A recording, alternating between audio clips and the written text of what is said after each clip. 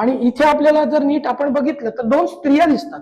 एक स्त्री इथे दिसते तर एक स्त्री इथे दिसते. आता यांच्या ह्या दोन स्त्रिया म्हणजे यांच्या त्या शक्ती आहेत किंवा फिमेल डिएटीज आपण म्हणू. तर त्या कशा ओळखायच्या, कोण कुठली आहे? तर याच्यामध्ये एक तारा आहे आणि एक दुसरी एक भ्रुकुटी आहे.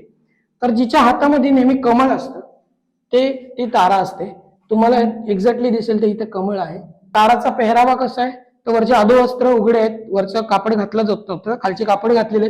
खूप तल्लम कापड आहे. हे कसं कळतं, तर फक्त काठ त्यांनी दाखवलेला आहे. काठ इथे तुम्हाला दिसेल, हे काठ आहे बघा. इथून दिसतं की तो हा काठ आहे. आणि तिने जसे खानदानी बायका स्त्रिया ज्या पाठीमागून कापड घेतला जातो तसं त्यांनी पाठीमागून कापड घेतलेलं आहे. तो रुळलेला दिसतोय तुम्हाला इथे. इथे देखील रुळलेला दिसतोय. ठीक आहे.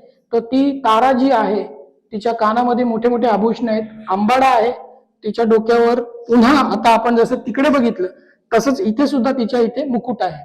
ही तारा आहे आणि हिच्या बाजूची भ्रुकुटी आहे. तर भ्रुकुटी पण आपल्याला दिसते. भ्रुकुटी त्या स्टँडिंग पोस्चर मध्येच आहे. तिचं हिला आपण दुभंग म्हणू. दुभंग त्याला म्हणतात की इथं थोडं ट्विस्टेड आहे, कमरेत ट्विस्टेड आहे. तर त्यांच्या गळ्यामध्ये पण आभूषण खूप लिहिलेले आहेत.